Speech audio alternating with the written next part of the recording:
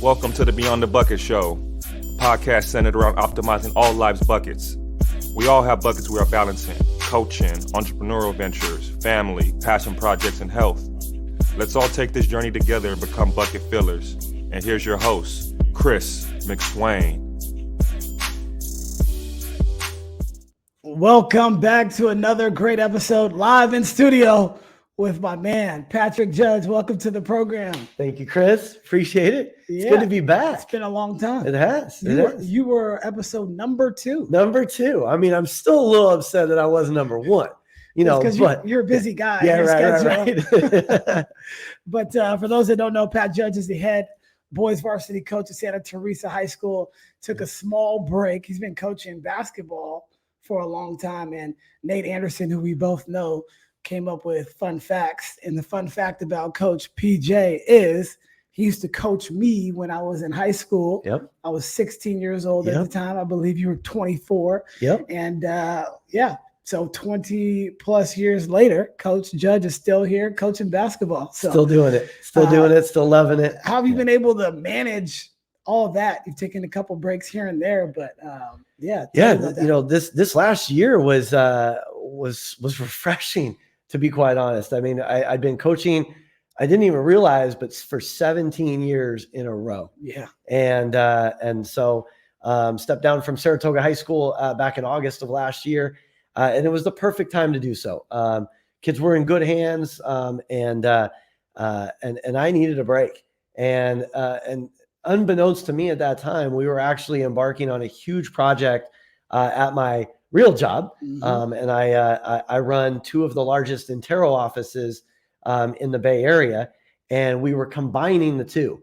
And so it just, God has a funny way of creating timing for you, even though you don't know you need it. And I needed it. And I missed it, but it was nice to take a break. I don't think I could have done everything that I did in this last year, and been able to survive and be all in at everything I was doing. So the timing of it too just was amazing, because we finished this project at my work. I woke up on a Monday morning right after that project was done, and I said, you know what, I'm ready to go again. Yeah, I'm ready to coach. And, but it was August. It was mid-August, and most high schools aren't hiring basketball coaches in mid-August. Sure. And so that Thursday, so 3 days after I wake up with this desire to get back into coaching, Leigh Santos, who's a longtime coach at Santa Teresa High School, calls me and says, Pat, I've got a great group of guys. And he goes, I just got let go for some circumstances. And he said, you know what? He said, I think you'd be a great fit for my guys. And I respect Leigh a lot for making that phone call. Number Sure. one, he's been a friend, a lot of respect for each other. And I said, Leigh, I literally started, tearing up, because it's again, God has a funny way of opening and closing doors in his timing, not yours. And this was just one of those ones where my timing, God's timing, and the timing of this opportunity opened up. And I absolutely love it at ST. I've got a great group of kids. I think I say that every year. I've been saying that for 24 years. I've got a great group. Yeah. Smart kids, highly successful in the classroom, Yep. Great attitudes, and a talented group as well, which makes it fun as well. So, yeah, definitely. Yeah. Well, I mean, you've traveled to many different schools, and I was with you at Leigh before I got my first varsity job. Yep. And like you said, God works in mysterious ways, and I didn't really want to coach girls basketball at the time. Right, I remember. Well, you should go interview for it. I think you'd do great at it. And, when they offered me the job, you were the first one to tell me, take it. And I didn't know that I wanted it or needed it at that point. But, 11 years later, I look back on that and be like, man, it was really God's will for me at that time. And I couldn't be happier. And in year 11, I feel so much revitalization in just my energy and seeing, new groups come in. Absolutely. So, I'm very excited. But why don't you give everybody a rundown of your coaching tenure?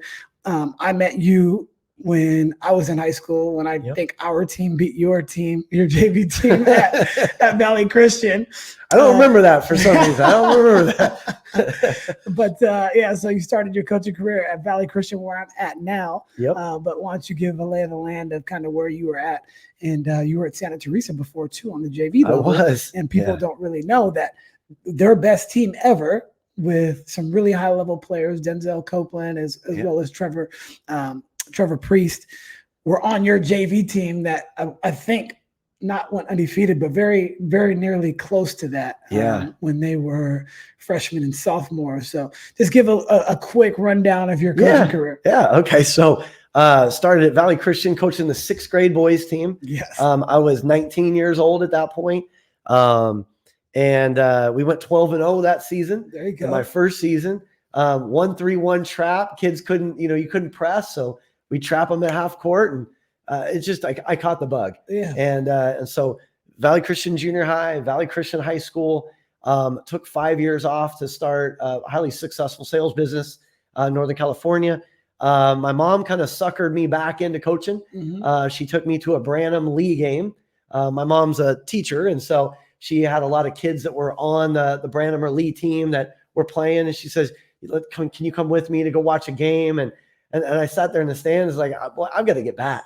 Yep. And so reached out. Santa Teresa actually had an opening for a JV coach.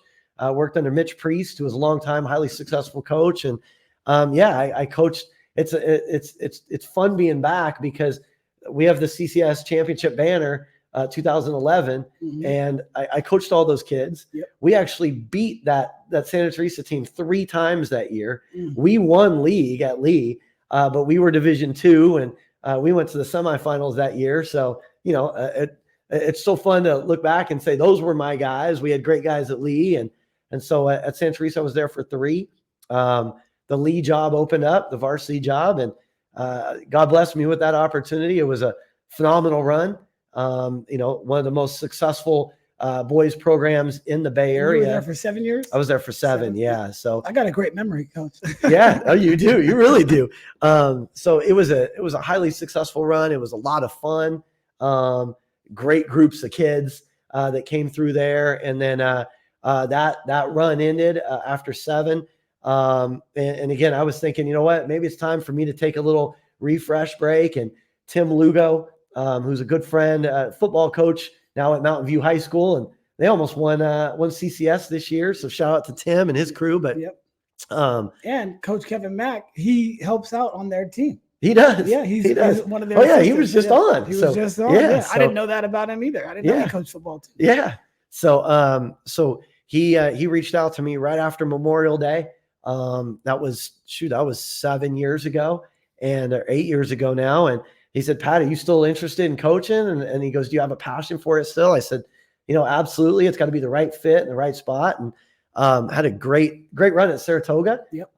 Saratoga, not a lot of people think Saratoga is a basketball school. It's more of a. You were there for 5? I was 6. 6? Yeah. Okay. And so, we kind of looked at Saratoga as a place like a Stanford, right? Where we could have high academics. We could be successful on and off the court. And, Sure. I think we did a great job there, and had a lot of fun doing it. And, we went through COVID and all the craziness of that. And Yep. then, a year off, and then here we go again. And, really my hope is that, I'm at Santa Teresa for the rest of my career. I'm not getting any younger, and, I want to continue to be all in for my kids. And, when that day comes and goes, I'm going to have great fond memories of every single group that I coached. You're 41 now. 41. Yeah. 41. To think back, and everybody knows Chris McSwain, Yeah, right? And I'll say, oh, coach, I played top flight, or, Yeah. I had Coach Chris, or I have Coach Denzel, or Coach Giles. All of these, to me, young guys, that are now, doing something that hopefully I was able to be a part of, instilling that passion to give back and work with young men and women, in this community. So, well, that's the one thing that I truly respect about you is you never held us back. you've had a lot of great young coaches on your staff, and your coaching tree is significant, because if you wanted to go and coach at the next level, you prepared us for that. You would allow me to call plays or draw plays, or you would give defenses to Drew, or you would give offense to me, and you would have the final say of whatever, but you had full trust in us.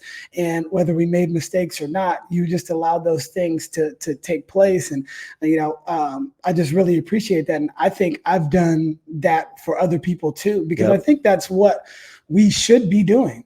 We should be growing the game. And how can you grow the game if you just want to take everything and keep, you got to get younger. And if, and you've always kind of been one of those young coaches, even though you're older now, but you still have that young energy. Right. I think of Pete Carroll all the time. He's one of the longest tenured coaches. And he had his mess up in the Super Bowl, but he's still there. And every other one of those guys is gone. And it's because the energy, the vibrant, that passion that he brings every single day. I see that you bring that same passion, and you've brought that out of me too, because you showed me it doesn't have to be always so serious. Yeah, there's a time and a place to be locked in and dialed in, but you got to have fun with it. And if you're not having fun with it, what are we really doing? And that's one of the things I really appreciate about you is, one, having fun, and then two, just understanding the dynamics of, if you see talent, you want to cultivate that talent. And if they're with you for 15 years, great. Or if they're with you for 1 year, it doesn't matter, because you actually value that relationship most important. So what are your thoughts on when you think about that, and you've cultivated a lot of these young people into coaching, and they're still coaching now, and that is attributed to the person that you are? Well, thank you. First of all, I think that a lot of it starts with that energy, right? That positive energy that I try to bring day in and day out. This job isn't easy, as you well know, right? And any coaches out there, it's a grind, but to be able to, instill that passion in your assistant coaching staff, to be able to give them that freedom. It's the same way that, I've always respected people managing me, right? Tim Lugo said it when he hired me, and my, other leaders that I've worked for have always said it's like, we're going to hire the right people, and we're going to trust those people to put, us in a situation where we're all going to succeed. Right. And so I've always taken that to heart, because again, I was like, am I truly leading?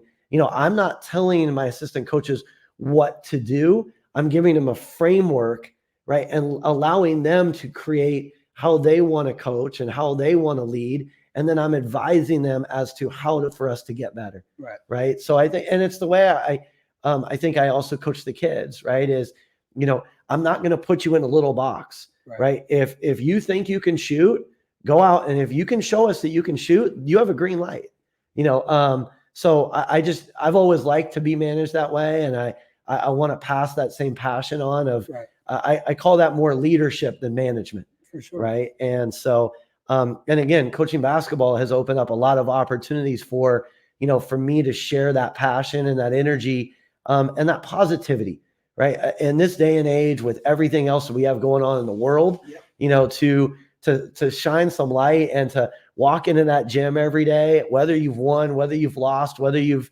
played a great game or a terrible game, to be able to walk in that gym next day and do something that we love around other people that we love. There's nothing better than that. Right. And I remind myself of that. And I also remind my kids of that all the time. Right. For sure. So, because basketball is a conduit for so many other things in life, relationships, work, right? How you respond to things, that I think that builds young men and young women, and again, yes, do we want to win?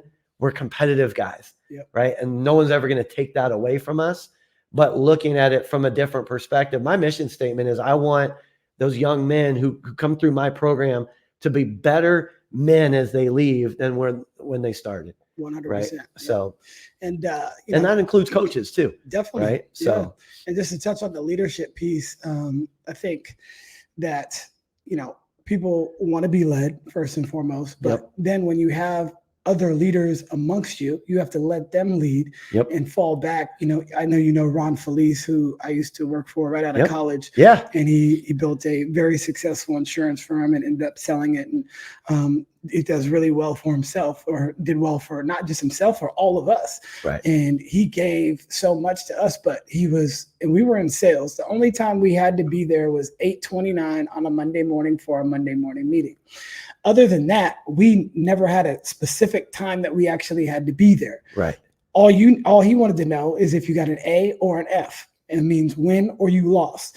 And that means we were in sales. And so were we, making sales? Were we doing what we had to do on a day-to-day basis? And those same concepts that you use in your program are the same concepts that made him successful. And then he saw young dogs like myself and a couple of my other buddies. So he wanted ex-athletes and he wanted mothers, because ex-athletes have a work ethic. Because if you can go to college and play something, or even high school too, but specifically college, and you can play something as well as graduate and get a degree, like that means something. That means you're process oriented. You can get through the process. And then he wanted mothers because they cared, and they cared for the clients, and they wanted the best for those clients. And so he would have mothers that may have been stay-at-home mothers, and he would give them opportunities, and they would be phenomenal because they can link up with the other HR personnel. He was basically putting in people in positions. You're not a shooter, okay? You're not going to shoot, but you're gonna distribute. And he used to love sports terms, and I see a lot of similarities with the way he lead and the way he led us. Where did you kind of get that concept from? Was it just natural, or did you see that from other people that kind of brought you up in the game? Well, I think it's twofold. I think I think my energy has just been cultivated because of the fact that I've been blessed, in my life, right? I've got a great parental support, great friends. Everybody's always supported this passion of mine. But I look at it and I say, well, in high school, I actually didn't have the greatest coaches. And so when I got into coaching, one of my mindsets was, I want to do it differently than what they did. I think you can combine having fun and being a highly successful basketball coach or anything, right? So I think it's just, as you go through life, you take pieces, whether they're positive pieces that I want to do that, or I want to be that way, or there's also the ones that say, I don't want to be that guy, and I can be better than that. And I've got to go out and I've got to do it. So, it's fun to kind of look back on the journey of life and say, there's so many positive influences in my life. And I'll go watch basketball games or watch practices, and I'll say, I love that. And a lot of the times it's not the play. It's not the defense. It's the way that the coach spoke to the athlete. And so what are some examples that you could give the coaches that are listening out there now? What would those examples look like in a practice for you, cultivating those relationships and those leadership styles and empowering the players to have that confidence in their own abilities? I think every single practice needs to start out high energy, right? So, we're a believer. There's a lot of high fives. There's a lot of let's goes, and so I think that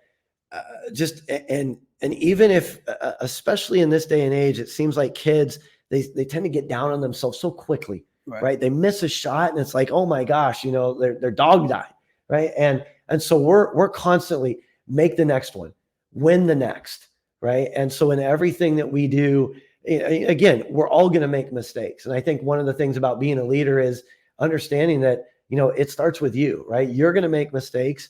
Your coaches are going to make mistakes. Your athletes are going to make mistakes. But how do you respond when a mistake? And to a kid these days, missing a shot is a mistake. Right. It's not a mistake. It's just an opportunity for you to make the next one, for you to win the next, whether it's the possession, whether it's the shot, the rebound, whatever it is. So, I think that, again, it's so hard to say it because I couldn't write it down and give it, but it's more along the lines of, just the positivity, the encouragement, the enthusiasm, and it comes from everybody, right? It's not just coming from me, it's coming from my staff as well. Right. And again, that way too, I think when you do that, and when you do have to get on a kid, there's a trust there. There's a rapport. There's an understanding that you love them, but you also expect a high standard from them, and they want that back. Sure. Right. I mean, we talk a lot about it. It's like, if we're not saying anything to you, you come up to us after practice and, Coach, are we good? Because, you want us to be constantly communicating with you. And we're big on that too. Communication, solves everything. Sure does. So, yeah. Yeah. So a couple of different things, but one of the things that I want to talk about is like communication. So I can communicate with a door, but it doesn't mean that I actually comprehend, or the door can't comprehend what's going on. So it's twofold as far as the communication. It's got to be communication with comprehension. Do they understand what you're saying? And I think that really helps. But then also, I got asked to speak in front of the school at chapel, and so they, what is your program all about, basically? Right. And my assistant, who's the assistant principal, he said, Chris is good at process. And then I started to think about that. What does that actually mean? And so we started developing what we call process over outcomes. Okay. And if our process was good, and if we believe that our process was sufficient, then we can't worry about the outcome. Just last night we had a game, and we had a kid, shot fake, kid runs past on the 3-point line. She dribbles twice, jump stops, looks for a shot. There's another player there. She kicks it out for a wide open 3. And we did all the fundamentals that we wanted. Shot fake, get to the basket, jump stop, kick it out. We missed 3. Well, that was the best play we had all game. Yep. The ball just did not go in. Right. And that's okay, because the process was good. The outcome, we can't always control. It goes in and out, or it's just 1 inch to the right and you lose, and it's 1 inch to the right and you win. And so that is something that we've really tried to define in our program. And I think that's similar to what you're talking about. Is you're not going to be able to control all those things, but you can control your process. We can't control the score of the game, but if our process is right, if we take every single one of those possessions, and they mean something to us, then at the end of the game, our score is going to be more than the other team. And that's really it. Yeah. And even if the other team's score is better than ours, they were just better on that day, or they might just be better than us. Right. And that's okay too. But you have to be honest with yourself when you're discussing that. Look, they're just better.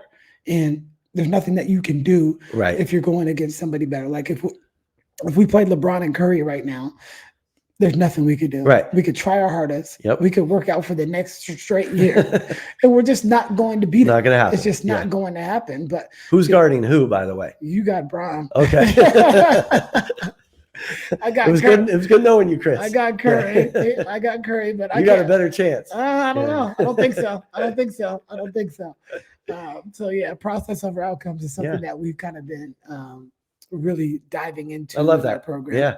Yeah. It's interesting because, my kids at Santa Teresa, obviously we started at ST in September, right? So, I mean, we're learning on the fly, right? We're building culture on the fly. We didn't have a spring, we didn't have a summer.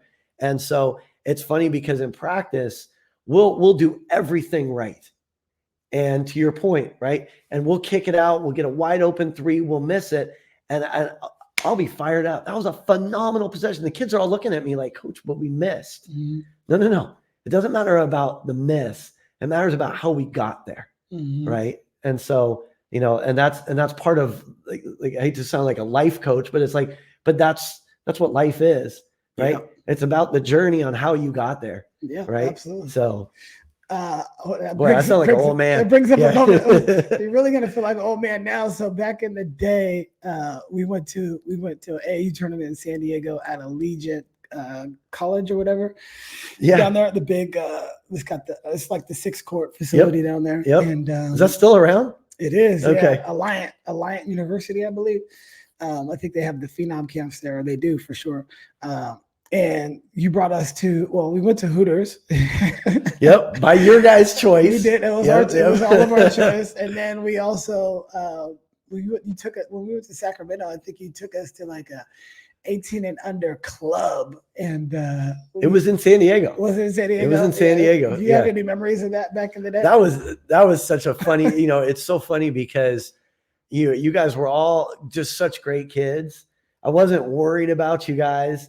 I knew that with me being there was nothing that was going to, happen. Yeah. But it was just, being a young coach, it was like, I've got these group of young guys. They're fun. They're going to behave themselves. It's a good way for me to keep them all in one place. Sure. And we had a blast. No, we had a blast. I was talking to Ryan Lagarde because we have pictures of that, and we used to wear these cutoff shirts. We used to think we had muscles back in the day. Oh, I remember. And we were like flexing our triceps in those pictures. So we had a lot of fond memories about that. So you do something with your teams every single year, whether it be in the summer or during the season. Where did that start? And because we're getting ready to go on a travel tournament tomorrow. Yep. And those are some of the funnest times. A lot of the times when you look back at the end of the season, they don't think about all the games. They think about those times. I remember the time we went to USC team camp, and it was kind of a rough go for us. And we wanted to opt to play for, I think we lost the first 3 games, but then we won the last 3 games, if I'm not mistaken. And we got to play on the Galen Center main floor. Yep. So that was pretty cool. But I just remember on the way home, right before we went back to the hotel, and I saw this picture, all the kids jumped in the hot tub because they were stinky and sweaty. Yep. And everybody, there's like literally 15 of them in the hot tub, like Jared Williams and all those guys. And those are the moments that I think of all the time. But tell me about what makes those trips so special, and why do you put so much effort when you in those experiences? Those are incredible times. To your point, those are the things that kids remember.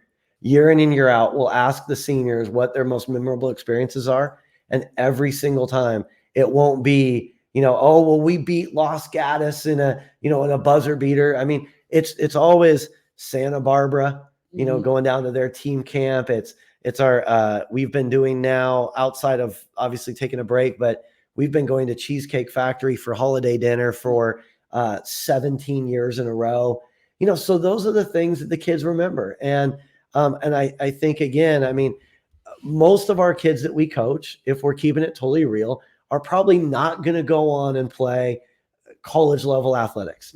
Right. But they're all going to take the memories and the brotherhood that hopefully we've created in the family. And those are the times when you come together most as a family. Sure. I know sitting at the dinner table with my family are some of the most special moments, whether it's at, mom cooked or whether we went out to dinner. Those are our most special moments as a family. And to be able to do those types of things. So I put a lot of effort into making sure. I mean, one of our kids, we went to Denny's, after an open gym in the fall, at Santa Teresa. And it's like, Coach, man, this is like, we just don't do this type of thing. And it's like, well, we do now because this is how we grow as a team. Sure. Right. On the court, we're going to grow, but off the court and those times, that's really where you develop those relationships that are going to take you long past, your senior season. I mean, you're friends with the majority of guys that you played with when you were 15, 16, 17 years old. I mean, think about how special that is. I know, right. And the memories. Right. So I feel like it's our responsibility as coaches to create those memories, because they're special for us and they're special for the kids. I mean, I love going. No, for I sure. mean, I feel like a kid. Like when we go to Santa Barbara team camp every year, it's like, I can't wait to get up at 7 a.m. and go get some bad eggs and bacon and, read my book and, and just be around basketball and having fun. It is tiring though when you return. Oh my gosh. You're done. Some of those, I think I maybe went on 2 or 3 of the summer trips. Was that Leigh 2 years or 3 years? 3. Okay. Yeah. So 3 summers, which was great. But the drives home, some of those drives home, because we're in peak hours of traffic. Yep. You get done with the team camp. Maybe we just stay one more night moving forward. But those are always, it's funny because, you drive down Yeah. and the kids are fired up. We're doing our all-time NBA draft. If you remember that. I had the best team ever. No, you didn't. I did. You still will never. No. I had Shaq, Kevin Garnett.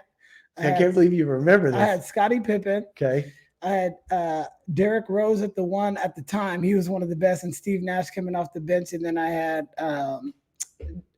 not Jordan, but I had Kobe or D Wade at the 2. Solid. Solid. What did you have? I can't remember. Okay. But I know I had Shaq and KG, and then Scottie Pippen, and then you've got D Wade, the second best 2 guys. Who did I have? I had someone and I would take Nash over Derrick Rose at that point. I mean, I can't remember. We had a heated debate. So just for everybody out there, basically what the all-time NBA draft is we do a snake draft, right, for everybody in the car. You can actually do it for the whole team. There's a commissioner. It can't be a coach, right? And so the kids get to, leadership and ownership of it. And you can pick anybody. You have to pick a point guard, shooting guard, small forward, power forward, and center. A 6-man and a coach. And it's an incredibly fun time. It is. And then you vote. So the whole car, no matter if you have the worst team or the best team, everybody get to vote. And then if there's a tie, then you go head to head. Right. And so those are just, again, so it's fun going down, right? And everybody's fired up, and you go to In-N-Out, and you stop on the way, and then you're coming home, and it's a snooze fest. Right. For sure. So gotta love those trips. Those are fun. So now that you're getting back, what was one thing that you could reflect on after taking a year off? What was one thing that you said, I'm going to do different? Because a lot of times, like if you take some time off working out or just anything really, and you get back into it, you're like, oh, I'm going to do all these things. And then you get into it. I'm like, oh, well, maybe I can't do all those. But what was the one thing that you really wanted to do? And then what was one thing that was like, that was a little bit lofty, but I can see it myself and our team doing it later on? Yeah, I think, selfishly, the one thing, and I've been so blessed. I've accomplished a tremendous amount, in my coaching career. To be named CCS Coach of the Year by the Mercury News, multi-time, Coach of the Year in the leagues that I've coached in, Cal High. I've won a lot of accolades based on the teams that I've had. I haven't gone out and made a shot in 24 years, but I think for me, selfishly, the one thing that I'm missing is a CCS championship. And so I would love to experience that. I've played coached in one CCS championship game. And that's one of our lofty goals for this year, and obviously there's coaches out there, Kevin Mack included, that the Division I's tough. But that's a lofty goal. I think the other one for me too is, the seasons becomes so long, and I think that final season at Saratoga for me, we at one point were 14-3. And we, in fact, we were in the Mercury News, and it said Saratoga might be the first team ever to be an open consideration in a B League, a B League division. Right. And then we went on and lost 5 of our next 7. And, and obviously I always internalize that, and I say, what changed? And so I think coming back, I think one of the things is the energy, the positivity of the summer, of the fall, of the start of the season. I think over time it can wear on you if things aren't going exactly your way, right? We're all going to take a loss here or there, right? But how do you stay positive and encouraging when you're going through a 2 or 3 game, skid? And I think that's one of the things for me, that as I look back, it's like on the years where we've been really good and finished really strong, it's because I've stayed, that same coach, right? On the years where we've struggled maybe right at the end, or maybe not finished exactly how we wanted, it's because, I almost set my expectations too high and started coaching towards that instead of just coaching in the moment, if that makes sense. Yeah. And so makes a lot of sense. And so for me, that was a lot of self-reflect, because, you go from 14-3, ranked in the top 20 in CCS to, finishing out the season, like it's just like flat. Yeah. And the kids weren't, as enthusiastic. It felt more like everybody was showing up to a job, and again, I put a lot of that on my shoulders, not because I did anything specifically, but I started reading into and believing, that people thought we were, at that level. And I set that expectation instead of, again, just staying in the moment and, and just getting up every day. I call it this, I've taught this at my real estate office, Saturday morning mindset, right? We lost a really tough game, a year and a half ago in February on a Friday night. It was a tough game. We didn't play well. The other team played really well, but it was a game we should have won. And everybody I know walking in on Saturday morning was down, just deep down. Sure. And you know how some losses, they hit you different. Yep. Right.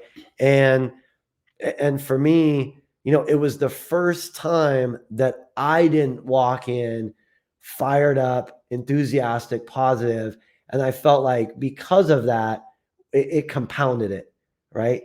Versus the normal Saturday morning mindset where your kids are down, you're down, but you sit in that car when you're taking the shower in the morning and you say, I've got to bring it today. Yep. And I've got to be extra, if you will. So those are little things that I would change if I could go back. But moving forward, I even caught myself Saturday, again, I've had my kids for, 2.5 months. Right. And I can't, we have high expectations this year, but again, we've got to get there. Yep. Right. And we've got to coach every moment and teach every moment. And I think that that's the most important takeaway for me is even Saturday, we were coaching in the moment, but we weren't teaching in the moment. And I think there's a big difference, so I'm excited about that.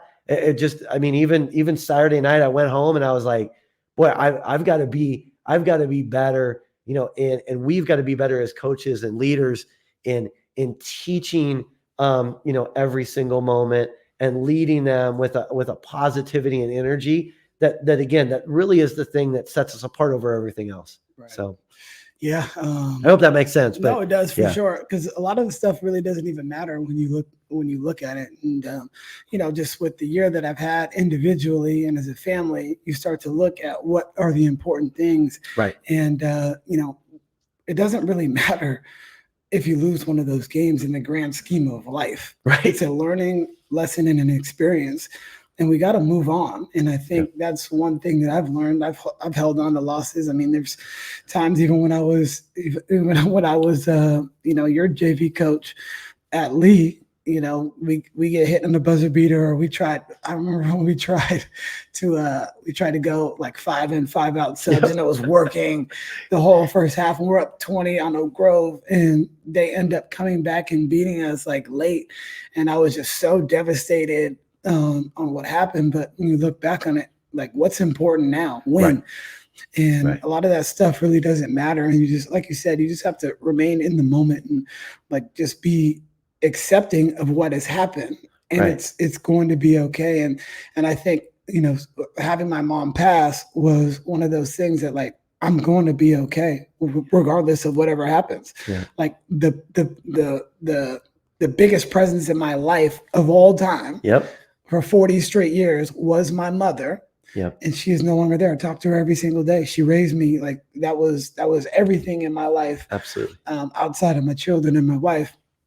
But when you lose that, you get a lot of perspective on, like, what's important. Like, is this really that important? Do I need to lay into this kid, or do I need to teach this kid? Right. Do I need to, show discipline with this kid, or do I need to show them grace? Yeah. And those are the things that I think of now. And so, like, if you watch me back when I was coaching for you and early on in my career, you would notice now, because I'm much more calmer on the sidelines, because it really doesn't matter, Right. And so, but what does matter is giving it your best effort and showing up every single day showing up with a positive attitude. Yep. When we come in those doors, we're coming to serve those kids. So anything that was self-serving for us prior to that, it really doesn't matter. What do these kids need from me today? And they need me to be at my absolute best. And if I'm not, I am doing them a disservice, not myself. Right. I'm doing them a disservice because they're kids and they don't really understand how to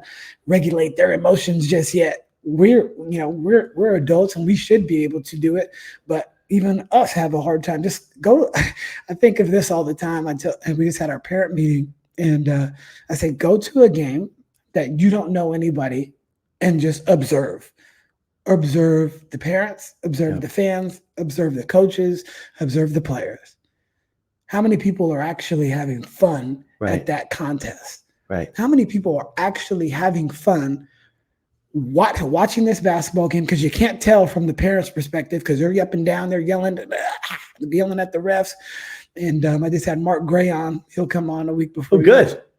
But he said Nate Ramazani did a referee speech, and he said, and Nate said, you know what, parents, he was talking to Los Gatos parents, and I heard this from multiple other people, like the coach, and they said, Nate said something really good. And he said, when your players come home, none of them have said thank you for getting on the ref. None of them none of the kids say that to the parents. Right.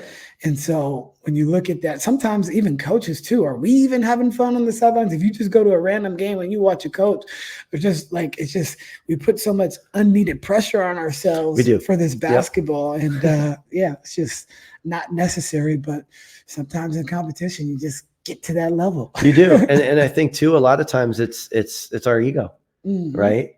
Like, oh my gosh, I've got to win this game. I'm a better coach than the coach on the other sideline, or, we shouldn't, this is, this is Valley Christian, or this is Santa Teresa. We shouldn't lose to Team X. No, right? We've all said it too. We've all said it. And, and again, I think that it's a constant reminder. Part of what has gotten us to a level of success is our drive, is our confidence, right? But ego and confidence are two very different things, and so I think it's just a constant reminder, and always remembering too, like, what got us to this level of success. Was it me screaming at my kids, right? No, it was the positivity, it was the energy, it was the high fives, it was all the fun things, that we do to make this, a special part of a young man's world or a young woman's world, right? So, so it's just that, my mom is very close, in my world too. And, my mom will always encourage me with that and say, you know what, you got to get back to, having fun. When I start feeling like, oh, my team sucks and, they're not playing well and we're not hitting shots. And it's like, get back to having fun. Yeah. And you could do both. So. And in all areas of life, really, like, Same. Yep. why would you not enjoy it? So many times that, like, if you go to a restaurant, you look at just a restaurant, there's two people at a table and they're both on their phone. It just baffles me that we are wasting those experiences. Yep. And now, since, like, if my family is home, I got my wife and my kids here, I just put my phone in the other room.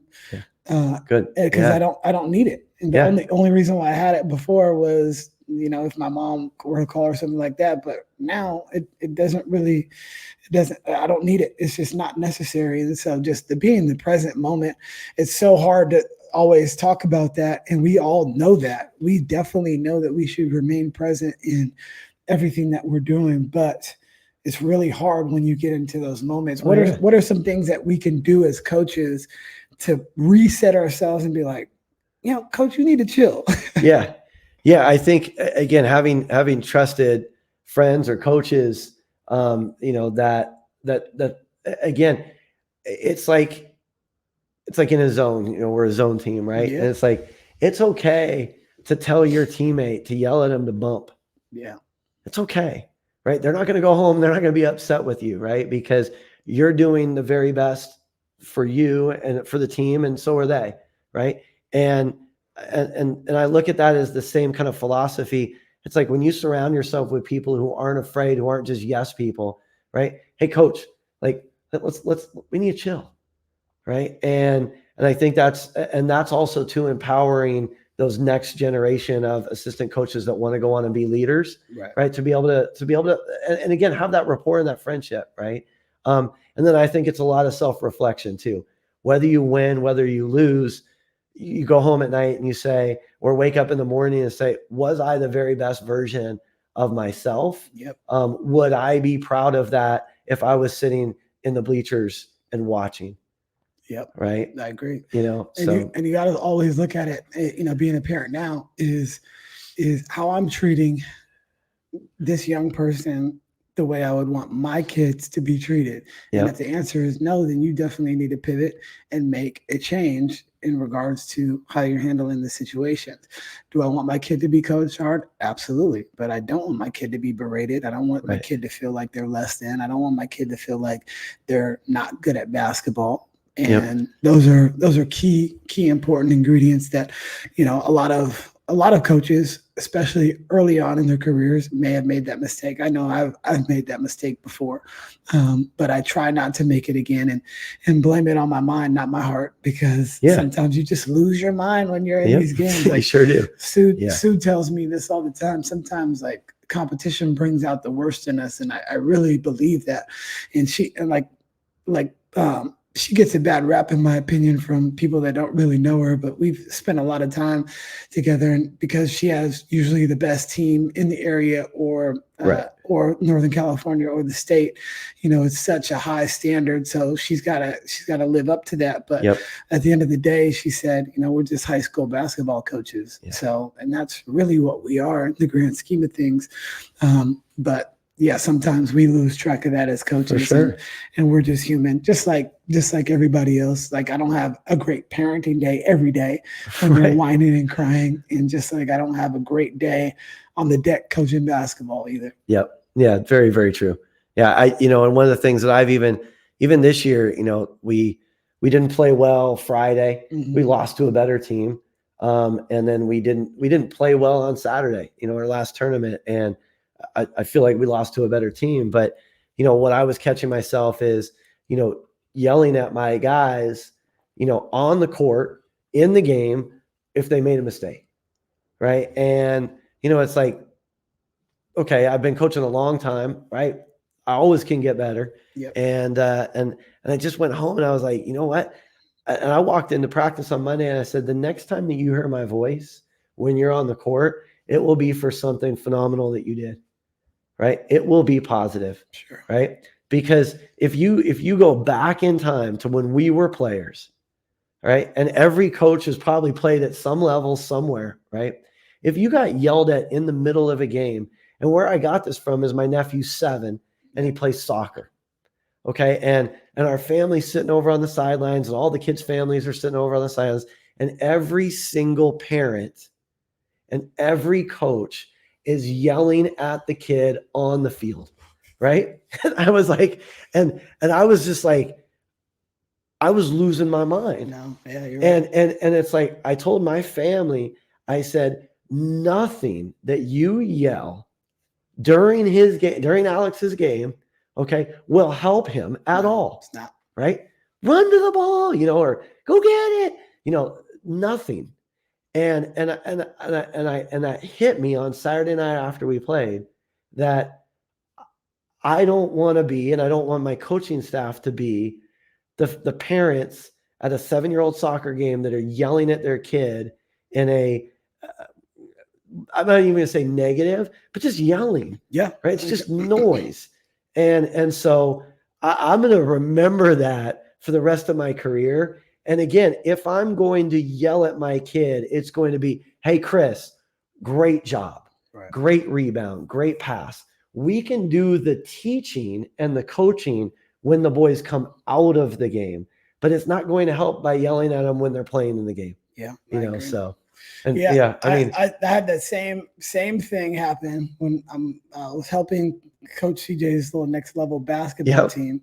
And so they have this rule, and it was over at Bellarmine. So like you couldn't go past the blue line. So I'm like, all right, guys, here's your spots, basically a 2-3 zone. Yep. So I had CJ. Boy, and his we're playing buddy. zone. Yeah, I like it. I'm proud I of had you. CJ and his buddy right at the top, right at that blue line. I said, you guys get to your spots. And so in the first half, and then we had 3 in the back. And so in the first half, they were just throwing it right to us because we had them pressuring, and they try to throw it over, and our 3 players in the back would just get the ball. Then we switched sides, and then they could not hear me. Yep. And I'm sitting there yelling. Now I'm a parent. I let the coach. Is one of the players that coached the teams, but I was helping out because he didn't know what to do. So I'm like, all right, I'm gonna jump in. So now I'm getting to the spot. Get to the spot. And the coach is yelling, and then like you said, every parent is yelling. Then my wife is yelling, and then they end up losing that game by 3 points. So 1 shot.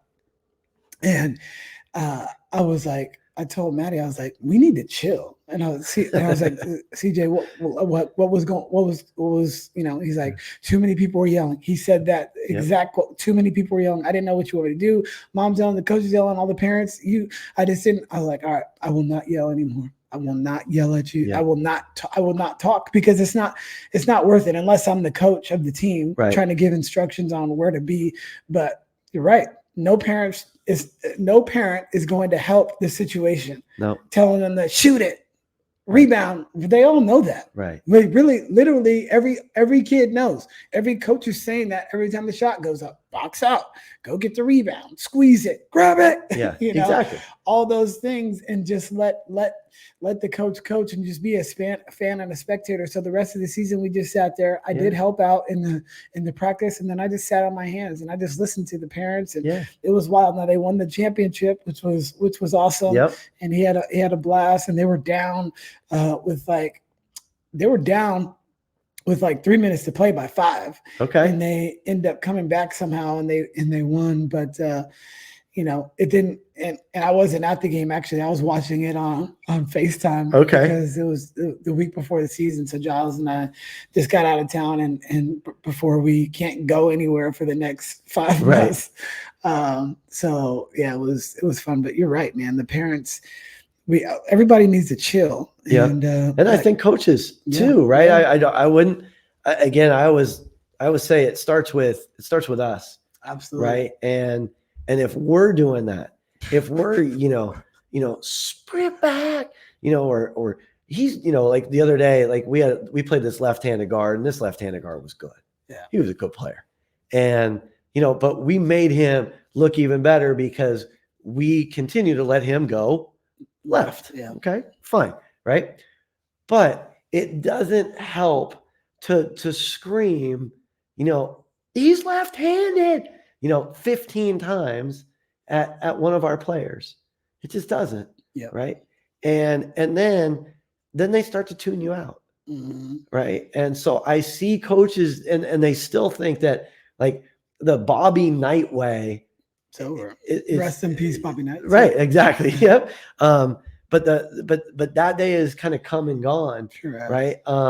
And again, when you recognize that, immediately try, even if it's not in the game or in the moment, but at least at the end of the game, right, or before your next practice, recognize that and remind yourself, like, these kids are doing their best, right? And if they're not, it's on you to get them there, or they shouldn't be playing, right?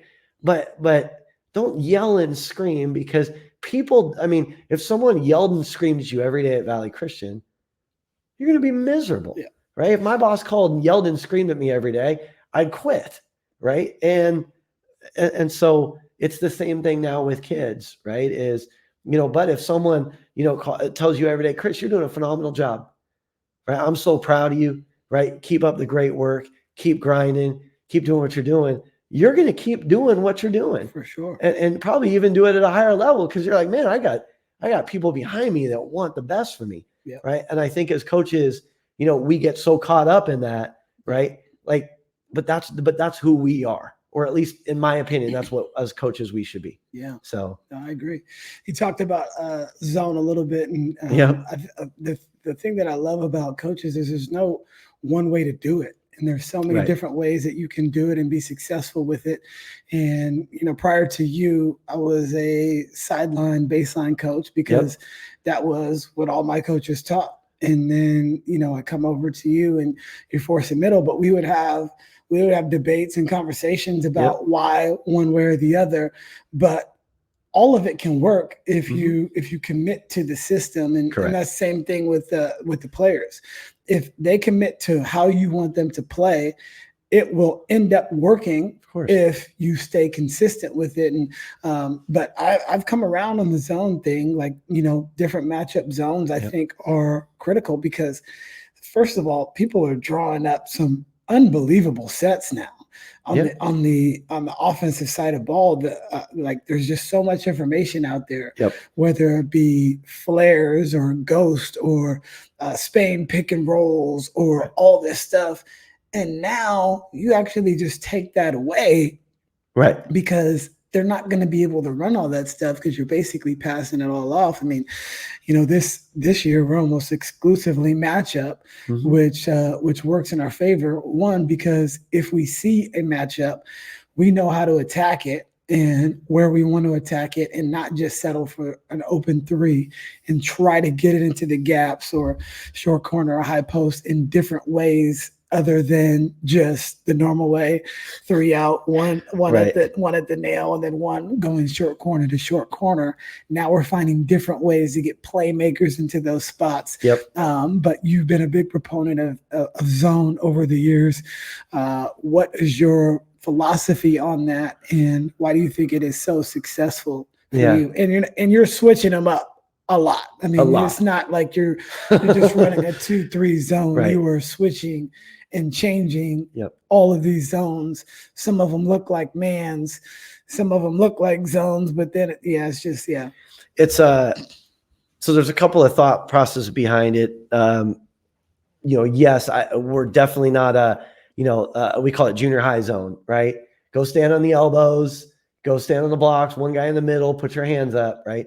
So I look at it from this perspective, and obviously at the college perspective and at the NBA perspective, it's different. But at the high school level, how many kids can actually shoot consistently at a high rate? Probably, if we're talking about like in the CCS, I probably think there's 10% shooters that are like every game. Yeah. So on a team, so one kid per team, maybe. One kid per team, right? Maybe against a really good team, you have 2, or even 3. Or if you play Pinewood, then it's probably like 5. Okay, well there you go. All right, but that is an outlier because there's other teams that have 0. Right. So if Pinewood has 5, there's other 5 teams might have none. Exactly. And there's a lot of teams that have none. Right. And so the way we look at it is we're playing at percentages, right? So at first I just liked it because I thought that it was an easier path to success, if I'm being honest, right? Teaching man is a constant process, right? Whereas teaching zone, you can hide a guy. You and I coached some guys at Leigh that we hid, that were really good basketball players that scored very well for us, but they didn't play a lot of defense, right? You can rebound better out of it. And people always say, well, you don't get your blockouts, right? Well, most teams, to your point, they go 3 or 4 out, 1 in, right? And most teams don't crash that well. They're not taught to crash well anymore. And so most teams will send 1 or 2 guys.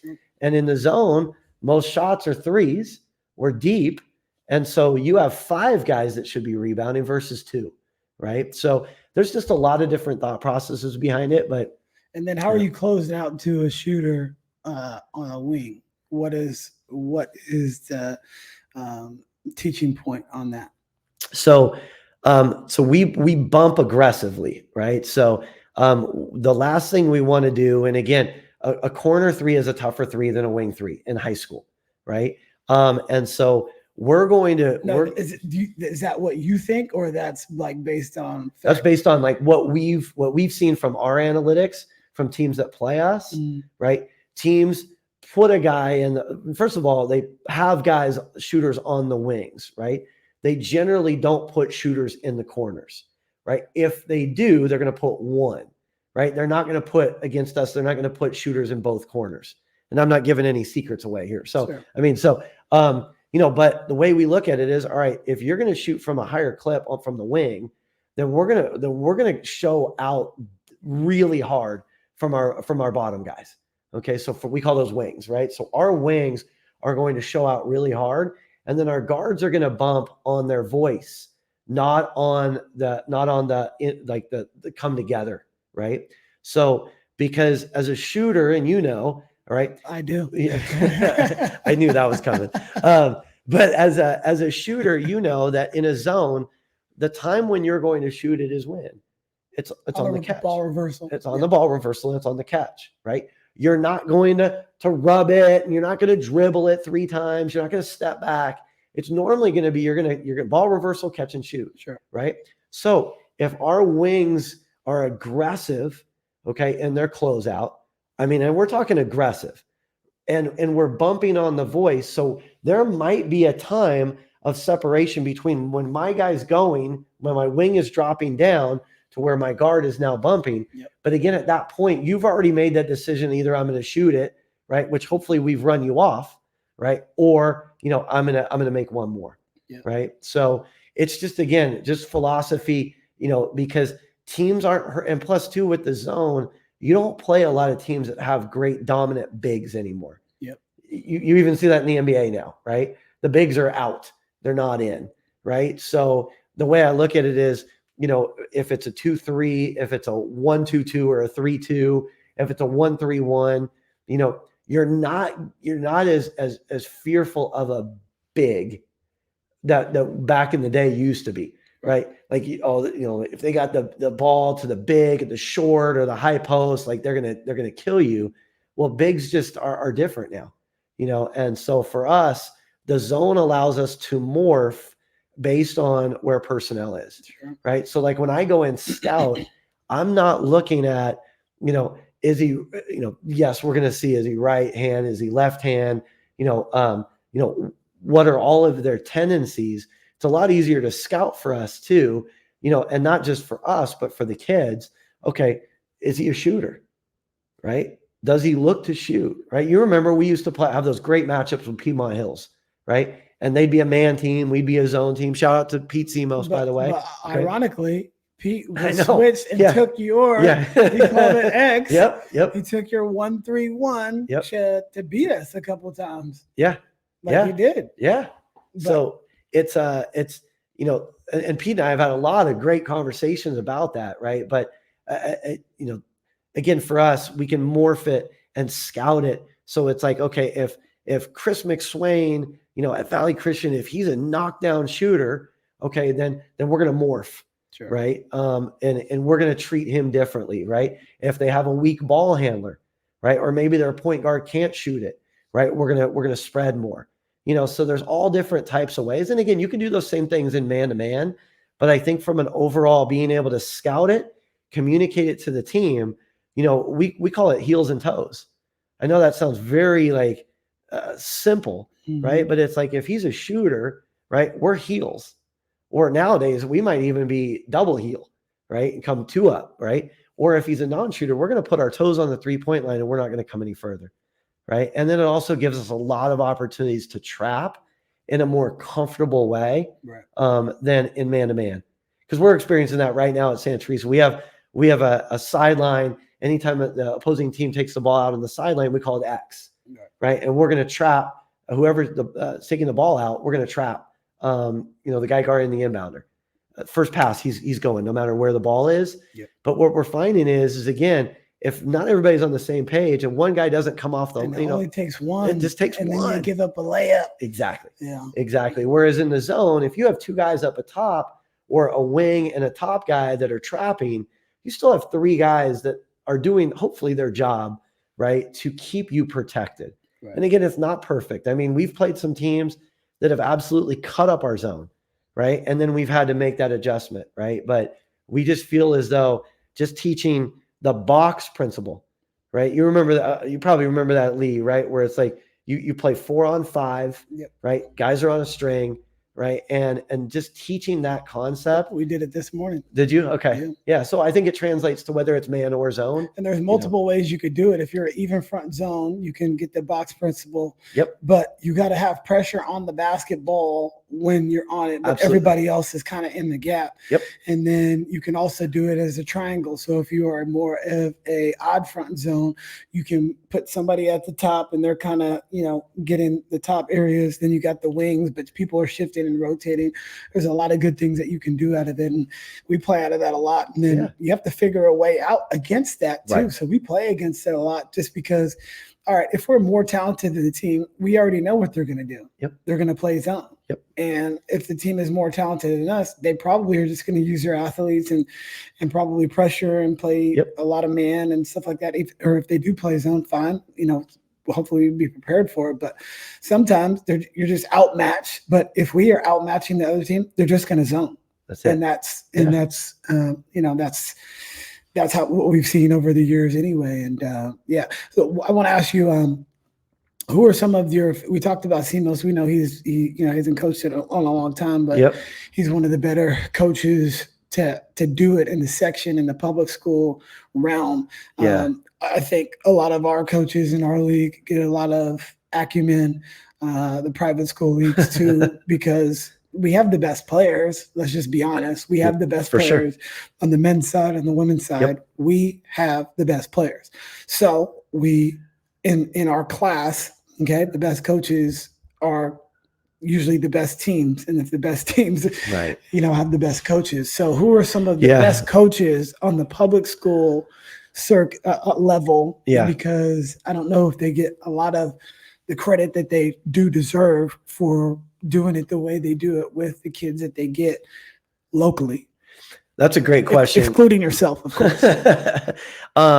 Again, Pete Simos would absolutely be far and away the number one coach that I've ever coached against. And again, this is not disrespecting anybody else, private or public, right? It's just Pete's preparation. So prepared. And I'll tell a funny quick aside. So Pete and I at first were competitors, right? I know you guys didn't like each other. There was not a lot of love lost, right? And what turned the corner though, before you tell the story? I'm trying to think of a specific thing that did. I think there was an issue that we had with a kid that transferred, and I had heard some things that Pete had said to CCS, and there was just some kind of murkiness, some rumors, and instead of coming at Pete, in an aggressive manner, I sat down with Pete and we talked about it as men, and I think that during that conversation and subsequent conversations after that, we realized there was a tremendous amount of respect for each other, right? He and I do it in a very different way. Way different. Right? But at the end of the day, our results were very similar. And I had an opportunity to coach some of his kids and interact with some of his boys. And they were always incredibly respectful, good young men, right. And so I think over time, I think it was just the fact that we recognize that we're both doing this for the same reasons. Yep. And again, there was a tremendous amount of respect, and Pete is a very good friend, and and I've always said, that's the one guy. I don't care who he has, who I have. We're staying up late, and we're figuring out a way to to try to beat each other. Right. But one quick funny story is, so Pete would, as we became closer and closer friends, we'd be playing each other, and Pete would call me on, say, a Friday morning. And I'd say, Pete, I was like, Pete, what do you want to know? Right? We're going to play zone. We're going to trap. We're going to run. We're going to shoot a lot of threes. Right? And I said, let's always remember, that we have 5 high school kids that are going to line up for us, and 5 high school kids that are going to line up for you. And we have no idea what's going to happen. Right. Maybe that kid has girlfriend breakup, right? I mean, and because Pete's so serious, and I think over time our friendship, is he got it. We're coaching high school boys And who knows what's going to happen. But at the end of the day, he knew what we were going to do, and I knew what they were going to do. And again, those were super fun games. So getting back to your question, Pete, I think Kevin Mack, who's a good friend, I think he does an excellent job at Mountain View, and not just on a year, like a year in and year out, consistent program building basis. I think he does a very good job. You know what you're going to get when you play Mountain View. And I think that's one of the hardest things about being a public school coach is you just never know year in and year out in regards to talent, right? You might have a great class and then maybe you lose a couple to the privates or, whatever happens. But I think Kevin Mack really does a good job in building a program that's sustainable. His kids play their asses off. They run their stuff. Defensively, you know what you're going to get. You're going to get tough and hard-nosed. Yep. Another guy that, and I've told him this, I think Nick Ward and Steve Sandell at Los Gatos. I've seen a tremendous amount of growth from Nick as Nick came back. I think Nick does a very good job. Right. And again, you know what you're going to get when you play Los Gatos. They're going to be tough. They're going to be gritty. And then also a guy who has jumped around a little bit, but everywhere he's gone, he's a guy that it's like, really, like I like coaching against him, but it's always going to be tough because he's going to be constantly evolving during the game and figuring out how to win. And that's Adam Sachs. And Adam's down to Christopher now. Yep. Played for a CCS championship last year. Right. Lost to my guy Mike Motil. I got to give a shout out to Mike. But I think from a public school perspective, and then as I look over, I've got some really good friends over the hill in Santa Cruz. I think Lawan Millhouse over at Santa Cruz, year in and year out, they get talent. They always figure out a way. Lawan will call me like most coaches, my kids, I can't get them to do the, if you've ever met Lawan, you'll know what I'm talking about, but I can't get my kids to do it, and then Lawan, you guys are going to be fine. He's the one that used to coach JV for them, right? Back in the day? Big guy. Big dude. Big like guy. Rick Ross. Okay. Yeah. So I coached against him back in the day too. Yeah. He's a good coach. Yeah. Well, and again, I mean, I think they do it twofold, right? They execute well. They also get good athletes, right, to come out. And I think the other guy that doesn't get a lot of credit is Brian Boyer and his staff at Aptos High School. Year in and year out, you don't think Aptos, you think Aptos, if anything, they're a football school. Okay. But year in and year out, Aptos is right always in the mix. Yep. And I think Brian and his staff do a very good job. I mean, we opened with them when I was at Saratoga. We played Aptos every year in the sportsmanship game. And I mean, the last year I was at Saratoga, I mean, we absolutely just kicked their ass. And then Aptos goes on and I believe was a shot away from going to, they might have even been in the finals. So just the progression of, the ability to build, your team over the year.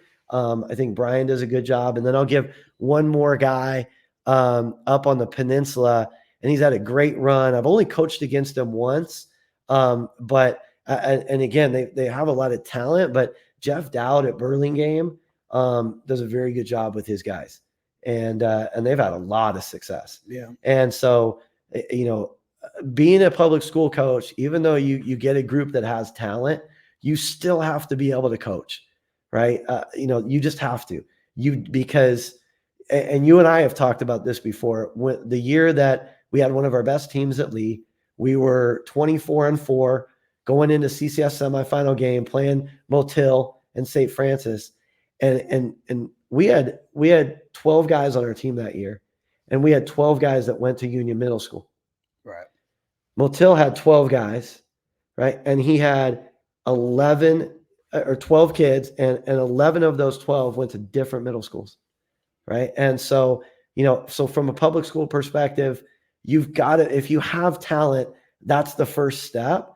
But to be able to compete at that highest level, you also really need to be able to coach. Right. Right. So yeah, it's sorry if I missed anybody, No. but I mean, those are kind of, that's, no, we always miss somebody. We could always revise and edit later, but there's gonna be some coaches that I'm going to be on their whiteboard now. Like, for sure. yeah. But any coach that's out here that is listening and you do it, like it's we appreciate it because it's for the kids. It's not for us. Yeah. And yeah, it's the reason why basketball brought us together. And, 24 years later, we're still, friends and colleagues and all that. And we'll bounce a lot of stuff off each other and stuff like that. We're all in the same boat. Well, not in the same boat. We're in the same ocean, different boats, as we talked about, like the private versus the public thing. Is there anything that you think should be done with private versus publics? I mean, they've got the open division for a reason, and now, but back when you were playing, you would have been in the open division anyway with the teams that you had at Leigh specifically. So I don't know if there was anything that could have been done, but you wouldn't have to go. Well, yeah, it would have been the same thing because when you were in D2, it was Midi in D2, it was St. Francis in D2. It was, I don't know who SI was in D2 for a while. Yeah. So, is there anything that can be done, or it's just like this is what it is, and there's not going to be? But there has been more public schools now since the invention of the open division. I think the open division started when I left you in 2013. So this is. We played in the open division. We were one of the first public schools to ever play in the open division in 2014. Yeah. So I'm a couple of things. I'm not a fan of the competitive equity at the state level. I just don't like that. Call me old school, but it's like if you're Division I, like be Division I, right? If you're Division II, and I get it, and we want more kids to have an opportunity to play at that level, but. Like I said, I just come from an old school, but from public and private. Well, I do have a comment on that. Yeah. Because it's just like the BCS stuff with the football, right? Right. All right, we know who the best 8 teams would be to go to open division. So that's pretty clear. Sometimes they go 7, and then sometimes they go 6, and then 1 and 2 get a bye. Right. So it's not the same every single year. And then how do you value like a team that we beat? A team that we beat gets a higher seed than us, or a team that we lost to gets a lower seed than us, or like that's the thing that. And we don't know who's on the committee. Do they use max preps ratings and all that? And that's like the biggest thing. Like in 22, and we went 21-7, and we have to go on the road to Bishop O'Dowd, who's a very good team. Yeah. But if you look at the people that at that time when we had 6 losses, 3 of them were to Midi, and 2 of the games were a 2-possession game. Right. So when you look at 3 losses, the only other times that we lost 3 other games, like that has to mean something. Right. And so one of the best teams in the state. Exactly. Or nationally every year. Who went on to go to the open final that year. But, but Bishop O'Dowd beat us that day, and they were better. They were just better on that day. And, but yeah, those are my issues with it. It's like, I do believe that, all right, well, maybe we just go back to the divisions after the sections. I liked it, because now you're on the same playing field as far as size. And and again, I mean, for someone who's constantly trying to look ahead, right? I mean, Simos and I would talk about this a lot. It's like as our teams progress through the season, then you don't know who you're going to play. You have no idea, right? Versus like, okay, well, Sheldon looks really good, or Consumus Oaks looks really good in Division II, right? Like Grant High School, and then and you start like, you start getting film on those teams. I mean, and nowadays it's like, well, if you could be either a 1 seed or you could be a 16 seed, and what's the difference between the two, right? You're a 16 seed, and now you've got to play a team that is from a high school that's probably a lot bigger. It happened to us too. Yeah. We were 16 and we had to go play Salesian up there. That was like, I mean, and if we go one more down, Right. teams that we beat were ended up going up to the state championship that year. But it is what it is. Like, I mean, it is, and we're not going to change it, I don't Yeah. think, but as far as public private goes, that's such a tough one, right? Is, the private schools continue to get the best talent, and again, there's some very talented players at public schools, right? But for the most part, right, and especially from a depth perspective, That's right? it, yeah. I mean, 6 through 12 is going to be better at a private school, right? 99% of the time, Right. So, and asking a public school, to compete against a private school. And I'll say it, like, there is absolutely no doubt, and there never has been, and I have a lot of private school coaches that are my friends. I mean, private schools recruit, right? At some level, right? Whether it's via their AAU team, right? Or, or financially, right? There's ways that private schools can get kids in if they want them to come and play, right? And, now I would say it'd be a lot different, right? Is if at Santa Teresa, if I could recruit kids from Blossom Valley and South San Jose, now the playing field becomes a little bit more equal, right? But the challenging part is right now is again, I mean, is there a public school that can compete with a midi, right? On either the girls or boys side? When you look around and say, okay, well, that was the best kid in junior high, or that might even have been the best kid at, like, Gavin Ripp plays at midi right now, right? He's from Los Gatos. And he went to Los Gatos, right? And it's like, he would be by far and away, he would have been Los Gatos' best player last year, probably. Sure. And he's one of a very good team that Midi has, right? So, and again, it's not to knock anybody. I'm not calling anybody out, right? But at the end of the day, those programs were built and continue to be built on, the whether you call it recruiting or attraction. We call it attraction in my business, right? So that's what we would call it. Okay. But again, it's a point now where, it's not going to change, right? But how do you make it to where a team, like a Leigh High School or a Piedmont Hills that was incredibly talented, right? And then has that daunting task of the only way that they're going to win a CCS championship. I mean, Bellarmine last year, right, didn't make it to the Open, right? So now all of the public schools in Division I, and there were some very good ones, at some point knew that they were going to run into a private school that was going to be incredibly daunting, right? And even though they say, oh, well, a Bellarmine's down, right? Well, a down Bellarmine is still, talented and deeper than most publics. No, I agree with you. I mean, the 2 CCS championships that we won, we quote unquote had down years because we didn't do well in league, but our league is just unbelievably difficult. It's a gauntlet. And if you're a couple injuries away from losing all the games in league, you're illness away from, it's just crazy when you get to our league how difficult it is. But in those 2 years, outside of last year was a different circumstance because my father-in-law died right before our semifinal game.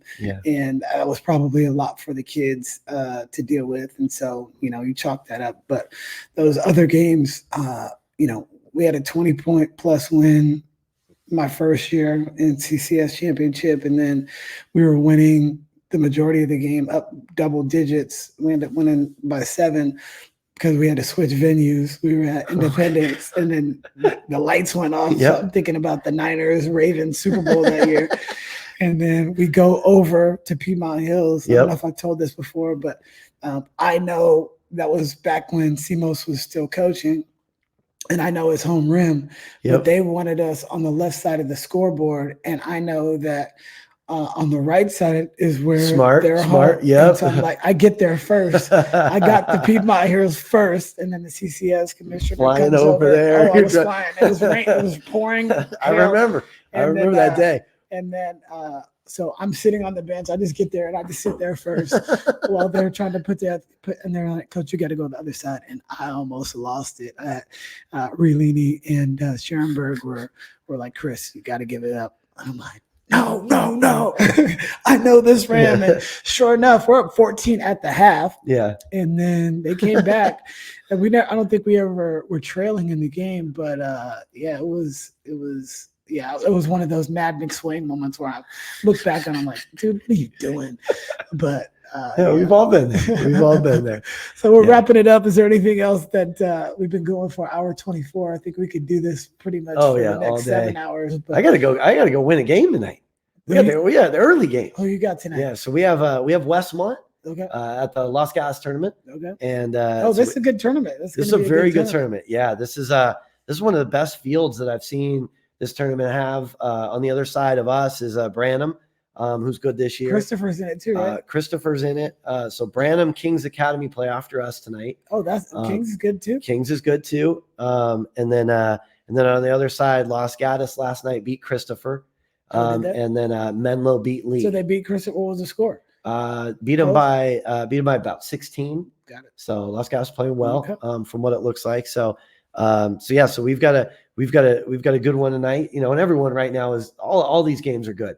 I always look at kind of Las Gatas tournament as an opportunity to, where, my kids probably would be mad if I said boys, but this is kind of where, boys start to become men, sure. In this, but, for me, the last thing I want to leave with is, and I say this every time to you, but I'm incredibly proud of who you are, of everything that you do for the basketball community, and more importantly, for who you are for your wife, for your kids.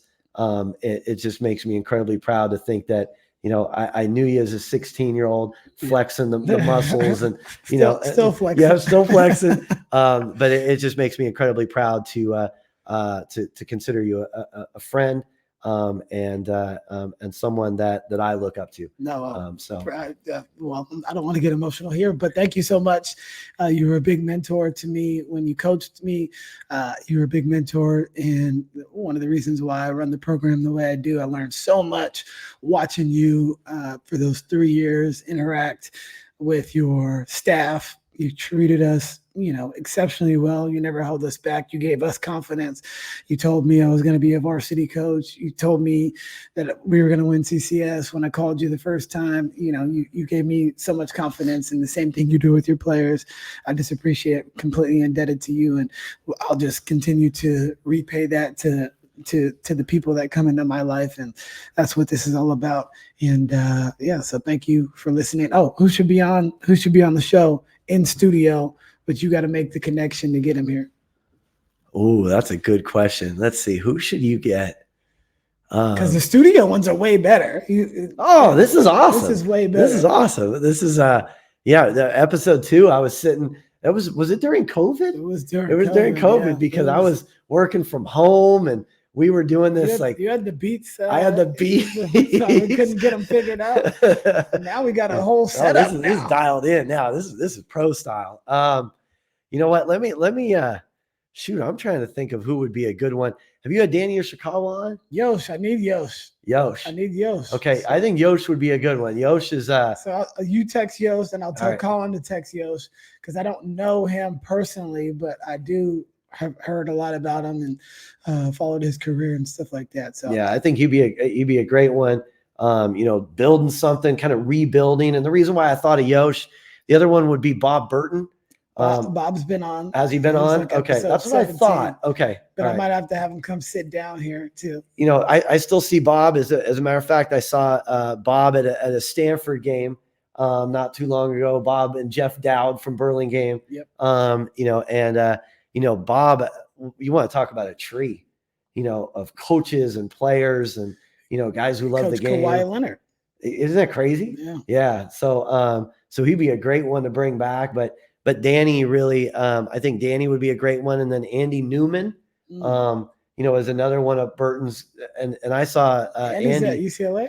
No, he's at Northridge. Okay, as the head coach. That's Colin's buddy too. Colin knows everybody. Yeah. So I used to play against those guys in City League. Yosh and Newman and Colin. They had a good team. There was probably a few technicals being thrown. There was a lot of talk. Let's just say that. So, those are I think, I was really impressed. I saw Northridge. That's when I saw Burton. I saw Northridge play Stanford. And that's right. Yeah. The other guy that I think would be a phenomenal get, twofold, Jared Haas at Stanford. Yep. You want to talk about an exceptional man. I know his teams. I read just like anybody else. Jared Haas is on the hot seat at Stanford. He hasn't. You want to talk about a guy that is, in my opinion, the perfect fit at Stanford because he cares about young men and he's a leader. And again, you're not going to get UCLA or USC or Oregon talent at Stanford. You're just not. Right. He'd be a great one. And then I'll give you one more. Dude, you're gonna have to get to work here on this. Man, I got you though. I got you. David Birkin is a guy I was introduced to by Adam Cohen. If you remember Adam Cohen, he was the Dobo at Stanford. He was Adam was the compliance kind of director of ops guy at USC. Oh, that's when right. we first went down there. Yeah. Young guy, grad student, and Adam went all over the country, right, coaching. He was at USC and he was at Rice and he was at Harvard and Vanderbilt, and then he came out to Stanford. And now he's on Sean Miller's staff at Xavier, and he'd be a great one. And I'm happy to. I don't know if the Beyond the Buckets budget can fly him out here, but we could do it. No, you could do it. You could do that one. But David Birkin, I was introduced to David via Adam, and David Birkin is now an assistant coach. David kind of came up same way, player development coach at Stanford. And David's doing it the right way. And you want to talk about a guy, great energy, ton of positivity. He'd be a great one. He's actually, he's one of those young guys that if he sticks with it, you're going to see him on the sideline somewhere. I've gone to Stanford's practice. I've been to many Stanford practice, and the confidence, the way he assists. So he'd be a great one. So cool. Yeah. You heard it first. I got you guys. PJ is going to get like the best talent ever for the Beyond the Bucket. I'll have to give him an attraction. No. We're all good. We're all good. Well, you know what else is really good? This outro. Thank you for listening to the Beyond the Buckets podcast. Please remember to subscribe, rate, and share the show with your friends. And until next time, take care.